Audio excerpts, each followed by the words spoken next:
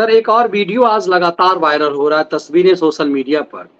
Germany के राजदूतों की जो G20 के लिए यहाँ आए हुए हैं, वो भारत में सड़कों पे ये देखिए मिर्ची खरीद रहे हैं, टमाटर और मिर्ची खरीद रहे हैं, अदरक खरीद रहे हैं। टमाटर तो खैरातियों के हर छिद्र में डालने के लिए खरीद रहे होंगे शायद, मिर्ची भी वहीं डालने के लिए।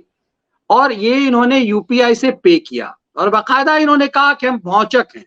ये विकसित देश के राजदूत हैं और ये देखिए कितनी खुशी से इन्होंने मिर्ची खरीदी है और ये मैसेज दिया है कि ये डिजिटल क्रांति कमाल की है।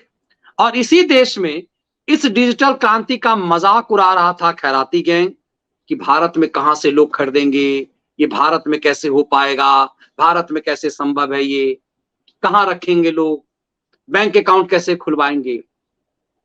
और जब प्रधानमंत्री मोदी कहते थे कि दुनिया में भारत अनोखा देश है, तो लोगों को लगता था कि डिजिटल पेमेंट हर देश में होता होगा। जर्मनी वाले देख के भौचक हो गए सर।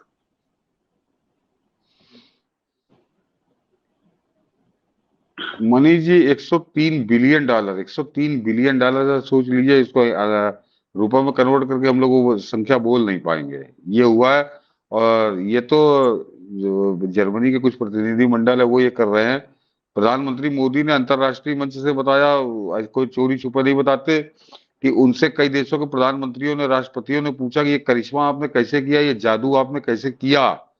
तो उसका नमूना आप देख रहे हैं कि विदेश से आने वाले जो प्रतिनिधि हैं, जो आज से पहले वो गोरा आदमी ही हमारे यहाँ बड़ा आश्चर्य का विषय होता था, वो आज डिजिटल इंडिया का जलवा देखने के लिए दिल्ली की सड़कों पर, दिल्ली के बाजारों में, मंडियों में टहल रहे हैं। तो ये सोचिए कि जो विश्व गुरु बनने की बात करते हैं, तो वास्तव में नरेंद्र मोदी ने क्या 9 साल के अंदर करके दिया है इस देश को, क्या करिश्मा करके दिया कि उस करिश्मे से ये विदेशी भी भौचक है। तो ये एक बड़ी सफलता है। इन खयाती के ऊपर खासकर चिदम्बरम और जयराम रमेश और पवन खेड़ा लखेड़ा जितने थे, जो कहते थे कि अरे यहाँ तो लोगों को मोबाइल नहीं है, इंटरनेट नहीं है, पढ़े लिखे नहीं है, गंवार है यहाँ के आदमी, कैसे करेंगे। उन सबके मुंह पर एक बहुत जोरदार थप्पड़ है। ये जर्मनी के जो प्रतिनिधि आए और वो बाजार में जाके डिजिटल इंडिया के बारे में बात कर रहे हैं और उसकी तारीफ कर रहे हैं।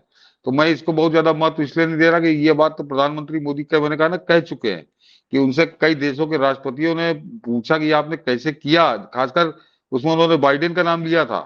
तो सोच लीजिए कि हिंदुस्तान इसमें डिजिटल ट्रांजैक्शन में, डिजिटल करेंसी के मामले में दुनिया को लीड कर रहा है, एक तरह से दुनिया को दिशा दिखा रहा है। तो चाइना कहता है, तो चाइना के आंकड़े जो है उस पर ना दुनिया विश्वास करती, कोई विश्वास नहीं करता। वो घर में बनाता है, अपने उड़ाता है, तो उसके छोड़ दीजिए। लेकिन वैसे पूरी दुनिया के सामने एक उदाहरण बना के पेश किया, बहुत श्रेष्ठ उदाहरण बना के पेश किया है। तो ये हम लोग के इस सरकार की सफलता है। और एक और सफलता है मनीष जी, जिसके उसकी भी कभी चर्चा नहीं होती, वो भी किसी दिन बात करेंगे इसी डिजिटल करेंसी की तरह, कि जो सोलर पावर की बात है, कि सोलर पावर में नरेंद्र मोदी ने कहां से कहां पहुंचा दिया है, उस पर हम लोग किसी दिन डिटेल से बात करेंगे। उस पर भी पूरी दुनिया भौचक है, पूरी दुनिया में तहलका है कि नरेंद्र मोदी कर क्या रहे हैं। और वो सबसे खास बात यह है कि देखिए, वो एक ऐसा सोलर पावर वाला मामला है कि वो हर आदमी के स्वास्थ्य से जुड़ा हुआ है। वो प्रदूषण से कितनी कमी आई है, उसके पूरे आंकड़े निकाल के रखूंगा। तो 2 चीजें तो अद्भुत हैं जिनसे पूरी दुनिया चौंक रही है।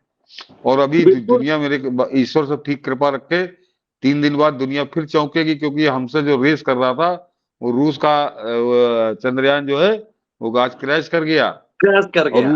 और सिर्फ वो जल्दी का काम शैतान का, रूस केवल इसी काम में लगा था कि इंडिया से पहले मैं उतार दूं।